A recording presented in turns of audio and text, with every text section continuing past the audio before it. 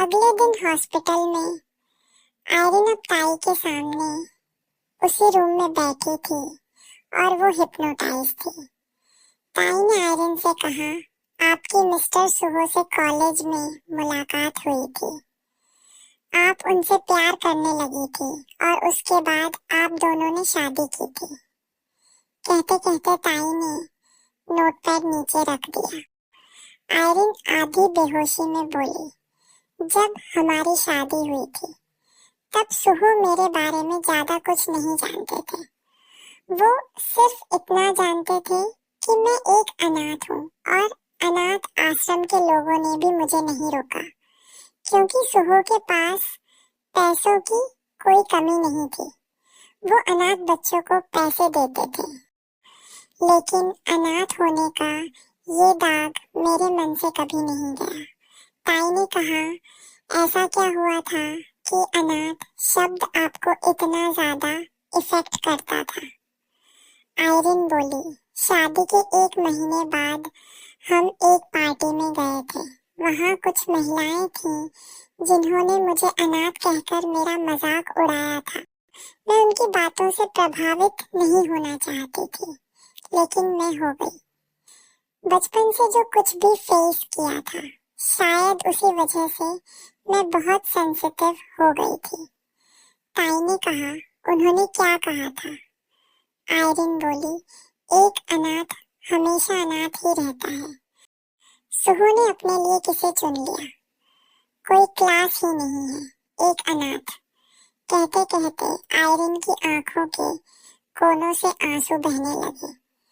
ताई ने आयरन की तरफ ध्यान से देखते हुए कहा, आपने क्या किया? आयरन बोली, कुछ भी नहीं। लेकिन उस वक्त तक, जब तक उसने मेरे सुहो को मुझसे छीनने की कोशिश नहीं की थी। आयरन की आवाज में बहुत बदलाव आ चुका था। वो लड़की, वो मेरे सुहो के बहुत करीब जा रही थी, इसलिए मैंने उसे नहीं छोड़ा। मेरे सुहो सिर्फ मेरे हैं, उन्हें मुझसे कोई नहीं छीन सकता। मैंने उसे मार दिया, चाकू से उसके शरीर के टुकड़े टुकड़े कर दिए। पहले उसने मुझे इतनी बातें सुनाई, फिर वो मेरे सुहो को मुझसे छीनने की कोशिश करने लगी। उसे मरना ही था और मैंने उसे मार दिया।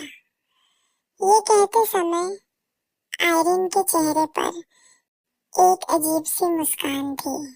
उसके चेहरे पर सुकून था।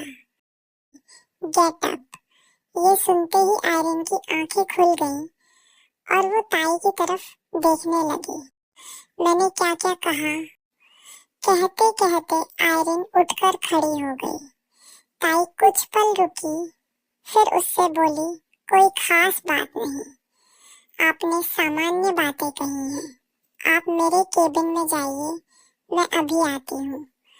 ताई की बात सुनकर आयरन ने सिर हिलाया और वहां से चली गई।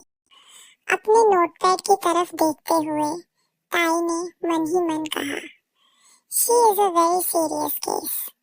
ये कहकर ताई ने एक लंबी सांस ली और रूम से बाहर चली गई। ताई अपने केबिन में गई तो उसने देखा कि आयरन, यूना और एक आदमी भी उनके साथ था। ताई अपनी कुर्सी पर बैठ गई। उस आदमी की तरफ इशारा करते हुए यूना ने ताई से कहा, डॉक्टर, ये मेरे डैड हैं। यूना की बात सुनकर ताई ने सुहो की तरफ देखा।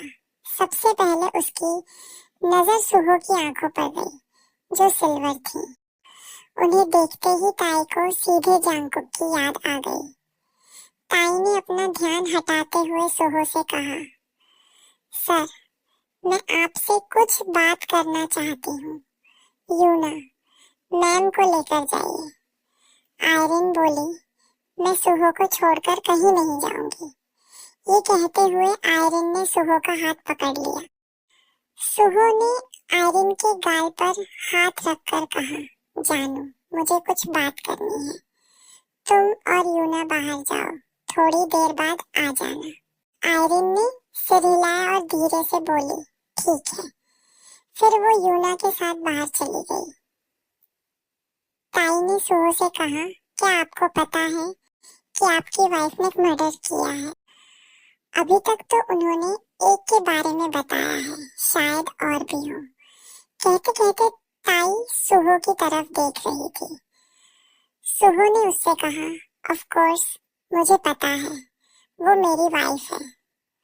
उसके बारे में मुझे सब कुछ पता होना चाहिए, इसलिए मुझे पता है। एंड आई डोंट केयर, मैं उससे प्यार करता हूँ। वो चाहे जो भी करे, मैं सब संभाल लूंगा। और मुझे उम्मीद है कि आप भी किसी को नहीं बताएंगी। ताई ने कहा, मुझे भी किसी को बताने में कोई इंटरेस्ट नहीं है मिस्टर सुहो। वेल, उनकी हालत अच्छी नहीं है। उन्हें थोड़ा हल्का महसूस होता है कि वो अपने मन की बातें मेरे साथ शेयर कर लेती हैं, लेकिन वो भी होश में नहीं, बल्कि हिप्नोटाइज होने के बाद। सुहो ने कहा, मुझे भी इस प्रॉब्लम के बारे में पता है डॉक्टर, आई वांट सॉल्यूशन। ताई ने कहा, उन्हें सिक्योर फील कराना होगा। जैसे वो आपको अपनी पूरी दुनिया मानती हैं, वैसे ही उन्हें उनकी दुनिया दीजिए। उन्हें इतना सिक्योर फील कराइए कि उनके मन और दिमाग से उनकी इनसिक्योरिटी पूरी तरह निकल जाए। बाकी मैं संभाल लूंगी। अभी मैं मेडिसिन लिख देती हूँ। सुहो ने सिर हिलाकर कहा, ठीक है, और कुछ? ताई ने कहा, मिस्टर सुहो, ट्रॉमा बहुत बड़ी चीज है।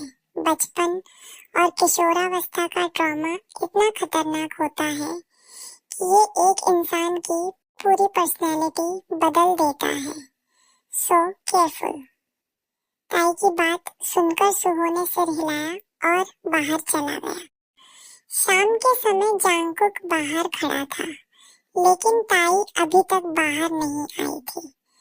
समय देखते हुए जांगकुक ने मन ही मन कहा, बेबी, तुम मेरा गुस्सा क्यों बढ़ा देती हो? ये कहकर जांगकुक हॉस्पिटल के अंदर चला गया।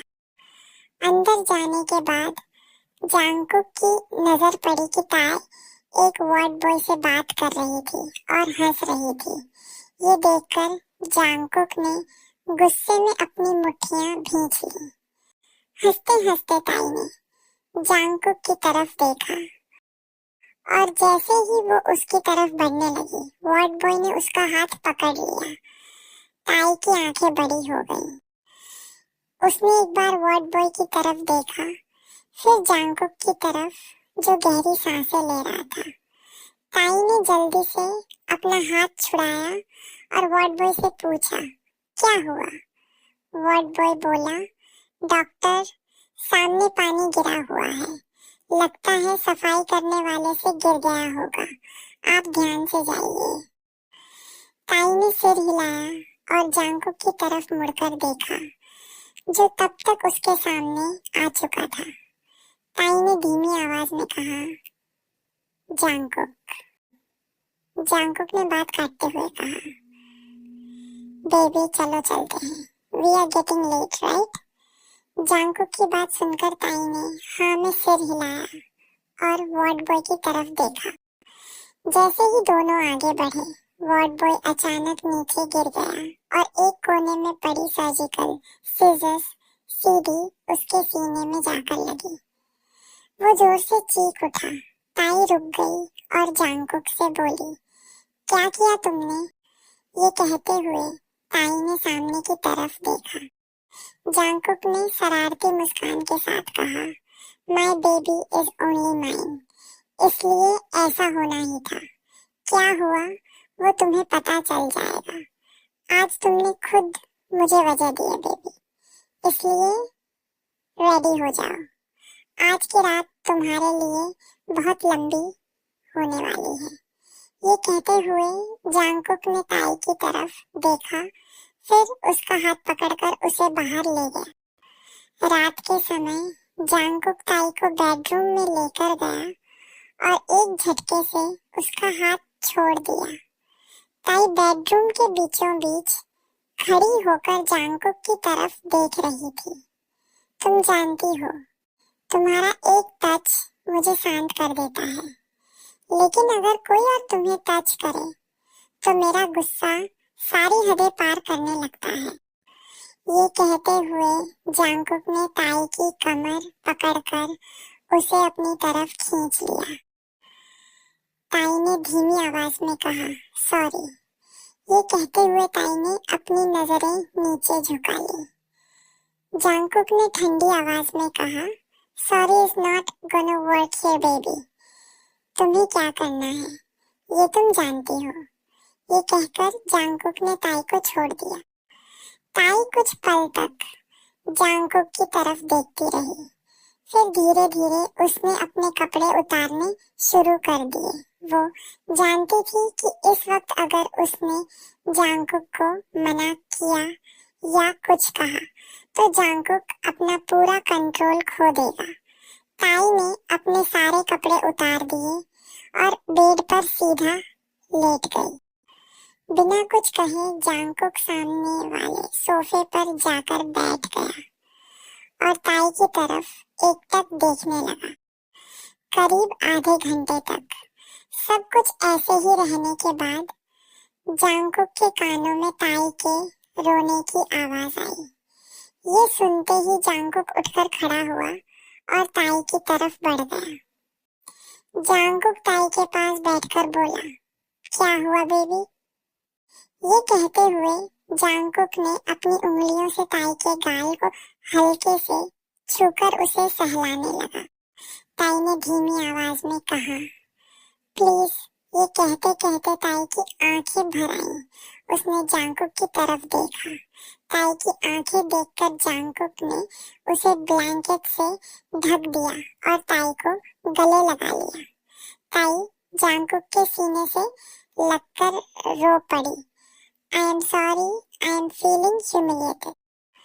जांगकुक ने ताई के सिर पर हाथ फेरते हुए कहा, it's part of punishment baby. Well, अब दूसरी पनिशमेंट की बारी है। और पनिशमेंट। ये कहते हुए ताई अपनी पलकें झपकाते हुए जांगकुक की तरफ देख रही थी। जांगकुक ने ताई को बेड पर लेटा दिया और उसके ऊपर झुक गया। फिर उसने अपनी शर्ट उतार दी। आज रात मैं तुम्हारे लिए कोई रहम नहीं दिखाऊंगा बेबी, सो बी रेडी। ये कहकर जांगकुक ने ताई के होठों पर अपने होठ रख दिए। पूरी रात ताई के लिए किसी टॉर्चर से कम नहीं थी। जांगकुक ने उसे चोट नहीं पहुंचाई, लेकिन वो बहुत रफ था। अगली सुबह ताई की आंखें धीरे धीरे खुली। उसने चारों तरफ देखा, लेकिन जांगकुक कहीं नजर नहीं आया। ताई उठकर बेड के सहारे बैठ गई। Finally you woke up baby. ये सुनकर ताई ने जांगकुक की तरफ देखा, जो वॉशरूम से बाहर आ रहा था। उस वक्त जांगकुक ने सिर्फ लोअर पहना हुआ था। ताई ने जांगकुक को देखकर कहा, penning, you were too rough जांगकुक।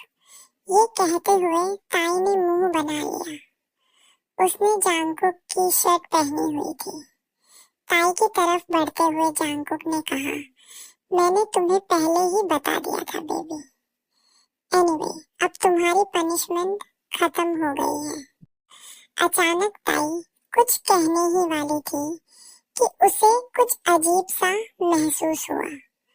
वो तुरंत बेड से उठी और वॉशरूम की तरफ चली गई। जांगकुक भी उसके पीछे गया और उसने देखा कि ताई उल्टी कर रही थी। जांगकुक धीरे धीरे उसकी पीठ सहलाने लगा। कुछ देर बाद ताई ने अपना चेहरा घुमाकर जांगकुक की तरफ देखा, जो बस उसी की तरफ देख रहा था। Are you fine baby? ये कहते हुए जांगकुक ने एक मिनी टॉवल से ताई का चेहरा साफ कर दिया। ताई ने धीमी आवाज में कहा, हाँ, मुझे नहीं पता, लेकिन अभी मुझे बिल्कुल अच्छा नहीं लग रहा। ये कहते हुए ताई ने जांगकुक के सीने पर अपना सिर रख दिया और आंखें बंद कर ली। जांगकुक ने ताई को फ्रेश कराया और बिना कुछ कहे उसकी कमर थामकर उसे अपनी बाहों में उठा लिया। जांगकुक उसे वॉशरूम से बाहर लेकर आया और बेड पर बैठ गया। ताई ने मुंह बनाते हुए कहा, मेरे मुंह का टेस्ट बहुत खराब हो गया है। ये कहकर ताई ने उसकी तरफ देखा। जांगकुक उसके सिर पर हाथ फेरते हुए बोला, ठीक कर देता हूँ। ताई ने सिर उठाकर जांगकुक से पूछा, कैसे? ये कहते हुए वो उसकी तरफ देख रही थी। जांगकुक एक पल रुका, फिर बोला, ऐसे। इतना कहकर उसने ताई के होठों को हल्के से चूम लिया। एक पल के लिए ताई की आंखें बड़ी हो गईं। फिर उसने धीरे से अपनी आंखें बंद कर ली। जांगकुक का हाथ ताई के सिर के पीछे था और वो उसे बहुत प्यार से किस कर रहा था।